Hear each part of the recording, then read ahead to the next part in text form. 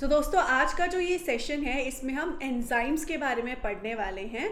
अगर हम यहाँ पर एंजाइम्स देखें तो एंजाइम्स बेसिकली क्या होते हैं। एंजाइम्स बेसिकली ऐसे स्ट्रक्चर्स होते हैं जिनका काम होता है किसी रिएक्शन को करवाना। अगर हम एंजाइम्स देखें तो एंजाइम्स बेसिकली ज़्यादातर जितने भी एंजाइम्स हमारी बॉडी में होते हैं वो प्रोटीन्स के होते हैं। येस, लेकिन exceptions are always there. Few enzymes जो होते हैं वो बेसिकली आरएनए भी होते हैं, मतलब कुछ कुछ आरएनए भी होते हैं जो एंजाइम्स होते हैं। ज़्यादातर एंजाइम्स जो होते हैं वो प्रोटीन के ही बने होते हैं विदाउट एनी डाउट, लेकिन कुछ कुछ एंजाइम्स आरएनए के भी बने होते हैं।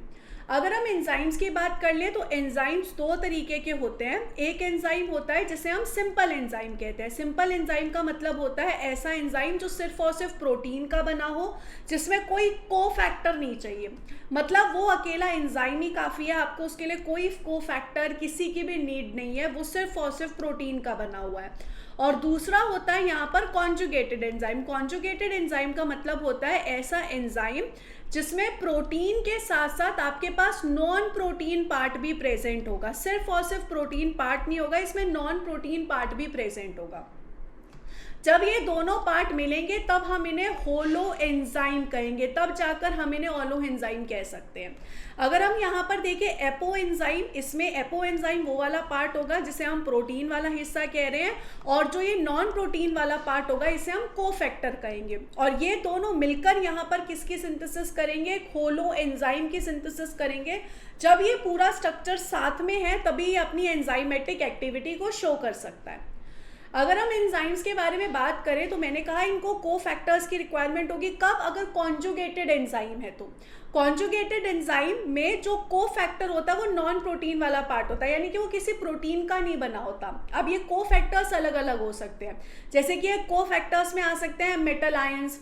मेटल आयंस में आ गया इनऑर्गेनिक, जैसे कि मैग्नीशियम आ गया, जिंक आ गया, आयरन आ गया, मैंगनीज आ गया। ये सारे जो है को फैक्टर्स होते हैं, मेटालिक को फैक्टर्स होते हैं। ये जो मेटालिक को फैक्टर्स होते हैं ये लूजली बाउंड भी हो सकते हैं, यानी कि बहुत ज़्यादा स्ट्रॉन्गली बाउंड नहीं है, नॉन कोवलेंट बॉन्ड के साथ प्रोटीन के साथ इंटरेक्ट कर रहे हैं। जैसे कि जो काइनेज एंजाइम होता है उसके साथ यहाँ पर मैग्नीशियम प्रेजेंट होता है तो वो नॉन कोवलेंटली बाइंड होता है। एक होते हैं मेटेलो एंजाइम्स। मेटेलो एंजाइम्स जो होते हैं वो यहाँ पर टाइटली बाउंड होते हैं, कोवलेंट बॉन्ड के थ्रू बाइंड होते हैं। मतलब इस कंडीशन में जो मेटल है वो बहुत इंपॉर्टेंट फंक्शन कर रहा होगा, जिसकी वजह से वो यहाँ पर टाइटली बाइंड होता है, कोवलेंटली। टाइटली भी नहीं कह सकते हम, कोवलेंटली कह सकते हैं कि स्ट्रांगली बाइंड होता है प्रोटीन के साथ। वहीं ये जो दोनों स्ट्रक्चर्स थे, ये दोनों स्ट्रक्चर्स कैसे थे, इनऑर्गेनिक स्ट्रक्चर्स थे। ऑर्गेनिक कोएंजाइम्स भी प्रेजेंट हो सकते हैं। ऑर्गेनिक कोएंजाइम्स ही अगर हम यहाँ पर देखें तो वो यहाँ पर बेसिकली ऑर्गेनिक मतलब क्या, ऐसा स्ट्रक्चर जिसके पास कार्बन प्रेजेंट हो। तो ऑर्गेनिक कोएंजाइम्स भी हो सकते हैं। ये ऐसे कोएंजाइम्स होते हैं जो बेसिकली क्या करते हैं, फंक्शनल ग्रुप को कैरी कर रहे हैं। फॉर एग्जांपल अगर एक रिएक्शन है जिसमें मैं कार्बोक्सिलेशन कर रही हूँ, यानी कि मैं जिसमें CO2 का एडिशन कर रही हूँ, तो इसमें जो कोएंजाइम होगा वो यहाँ पर क्या करेगा, इस CO2 को कैरी करेगा और फिर यहाँ पे प्रोडक्ट को CO2 दे देगा। तो यहाँ पर ये बेसिकली क्या करता है, ये बेसिकली यहाँ पर CO2 को खुद लेगा, फिर यहाँ पर जो प्रोडक्ट है उसे CO2 को देगा। तो ये एज अ यहाँ पर क्या करता है, ट्रांजिएंट कैरियर की तरह वर्क करता है। तो अगर हम यहाँ पर देखें कुछ एंजाइम्स ऐसे होते हैं जिन्हें मेटल्स चाहिए, यानी कि इनऑर्गेनिक स्ट्रक्चर्स चाहिए एज अ कोफैक्टर। कुछ ऐसे होते हैं जिन्हें ऑर्गेनिक स्ट्रक्चर्स चाहिए एज अ कोफैक्टर। जितने भी कोफैक्टर्स होते हैं वो सारे नॉन प्रोटीन पार्ट होते हैं, लेकिन कुछ कुछ ऐसे एंजाइम्स होते हैं जिन्हें दोनों चाहिए, जिन्हें ऑर्गेनिक कोएंजाइम भी चाहिए और जिन्हें मेटल आयंस भी चाहिए, यानी कि उनको दोनों चीज़ की रिक्वायरमेंट होती है। अगर कोई कोएंजाइम और मेटल आयन कोवलेंटली अटैच है एंजाइम के साथ, यानी कि बहुत टाइटली अटैच है, मतलब वो उसे छोड़ेगा ही नहीं, बहुत टाइटली है, तो स्ट्रक्चर को हम प्रोस्थेटिक ग्रुप कहते हैं। ये टाइटली बाउंड होता है, परमानेंटली अटैच होता है। फिर से सुनो, मैंने अभी तक यहाँ पे क्या कहा कि अगर हमारे पास कोई कॉन्जुगेटेड प्रोटीन है, कोई कॉन्जुगेटेड एंजाइम है, तो उसके पास एक तो प्रोटीन प्रेजेंट होगा प्लस उसके पास नॉन प्रोटीन पार्ट होगा। ये जो नॉन प्रोटीन पार्ट होगा ये कोफैक्टर हो सकता है, ये इनऑर्गेनिक भी हो सकता है, ऑर्गेनिक भी हो सकता है। ये नॉन कोवलेंटली भी अटैच हो सकता है और कोवलेंटली भी बहुत टाइटली भी अटैच हो सकता है। अगर वो कोवलेंटली अटैच है, टाइटली अटैच है, तो हम उसे प्रोस्थेटिक ग्रुप भी कह सकते हैं। जैसे कि बेस्ट एग्जांपल है हीम का। हीम जो है वो यहाँ पर बहुत टाइटली इंटरैक्ट करता है अपने एंजाइम्स के साथ, वो यहाँ पर टाइटली पकड़ के रखता है एंजाइम्स को। एफएडी स्ट्रक्चर्स भी इसका एग्जाम्पल है। तो इस तरीके से यहाँ पर ये कोफैक्टर्स होते हैं। आप यहाँ पर एग्जाम्पल्स भी देख सकते हो आयंस का, जो as a inorganic ion cofactor की तरह वर्क करते हो, और उनके एग्जाम्पल्स भी देख सकते हो। कॉपर है, आयरन है, पोटेशियम है, मैग्नीशियम है, मैंगनीज है, मोलिब्डेनम है, निकल है, जिंक है। किस किस एंजाइम के ये कोफैक्टर्स हैं, और ये सारे के सारे इनऑर्गेनिक आयन यहाँ पे होते हैं। ऐसे अगर हम यहाँ पर देखें, बहुत सारे कोएंजाइम्स होते हैं जो कि ट्रांजिएंट कैरियर की तरह वर्क करते हैं। ये सारे कैसे, ये ऑर्गेनिक कोएंजाइम्स हैं, और ये एज अ ट्रांजिएंट कैरियर की तरह वर्क करेंगे, यानी कि जो भी चीज़ आपको इसमें करवानी है तो ये खुद एक बार वो चीज़ लेंगे। फॉर एग्जाम्पल बायोटिन है, बायोटिन यहाँ पर एज अ कोएंजाइम की तरह वर्क करता है बायोसाइटिन की। तो यहाँ पर ये कौन सी रिएक्शन में आता है, जिसमें आपको कार्बोक्सिलेशन करानी है, CO2 का एडिशन कराना है। तो ये यहाँ पर पहले खुद CO2 के साथ बाइंड करेगा, फिर वो जो सबस्ट्रेट है उसे CO2 देगा, ताकि वो यहाँ पर प्रोडक्ट की सिंथेसिस कर सके। सिमिलरली अगर हम यहाँ पर देखें, पेंटोथेनिक एसिड जो विटामिन होता है वो कोएंजाइम ए के साथ आता है।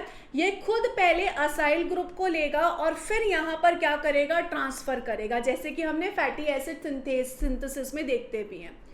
ऐसे विटामिन B12 भी यहाँ पर इस फॉर्म में एज अ कोएंजाइम की तरह वर्क करता है। ये proton atoms and alkyl groups का ट्रांसफर करता है। राइबोफ्लाविन जो है उसमें FAD आता है, जो इलेक्ट्रॉन्स हम हमेशा देखते हैं कि FAD पहले खुद इलेक्ट्रॉन लेगा और फिर यहाँ पर क्या करता है, वो उन इलेक्ट्रॉन्स को ट्रांसफर करता है। यहाँ पर अगर हम देखें, लिपोएट जो होता है वो इलेक्ट्रॉन्स और असाइल ग्रुप का ट्रांसफर करता है।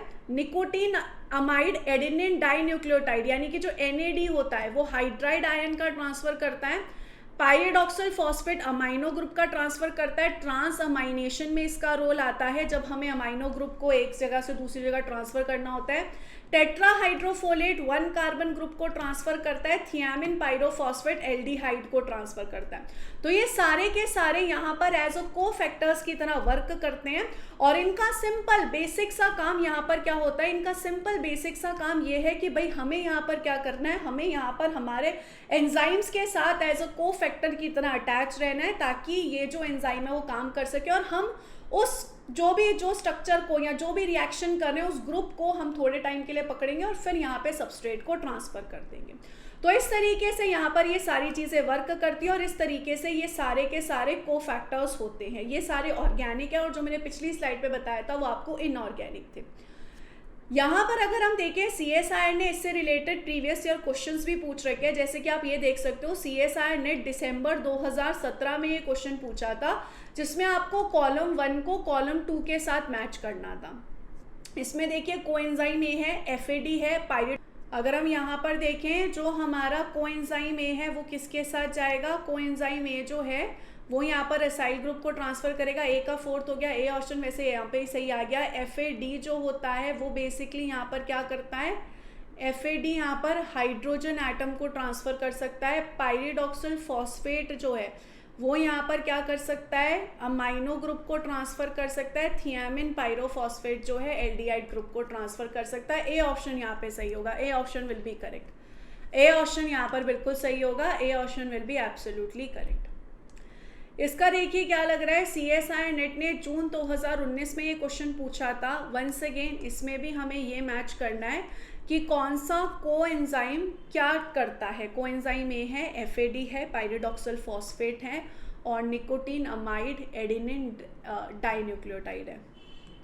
कौन यहाँ पर किस चीज़ के लिए रिस्पॉन्सिबल होता है, बेसिकली हमें इसके ऊपर कमेंट करना है। अभी हम यहाँ पर देख के चुके हैं, बस उसी के ऊपर ही यहाँ पर हमें देखना है। जैसे कि अगर हम यहाँ पर देखें, सबसे पहले क्या है, सबसे पहले हमारे पास है कोएंजाइम में। कोएंजाइम में हमें पता है असाइल ग्रुप का ट्रांसफर करता है, तो ए का यहाँ पर सेकंड हो गया। ए का जैसे ही सेकंड हो गया हमें पता चल गया बी ऑप्शन करेक्ट हो गया।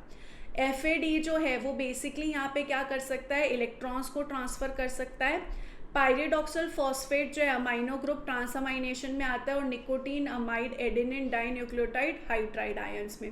सो यहाँ पर कौन सा ऑप्शन सही होगा, यहाँ पर without any doubt B options जो होंगे वो बिल्कुल correct. I hope guys this video was really helpful for all of you. और अगर आपको बंसल बायोलॉजी पे मेरे साथ आके पढ़ना है तो आप ERNA बैच फॉर दिसंबर 2026 में ज्वाइन हो सकते हैं, जिसमें मैं आपको कंप्लीट CSIR की तैयारी करूंगी। सो आप जुड़ सकते हैं। Wish you all the very best guys, take care of yourself, bye bye.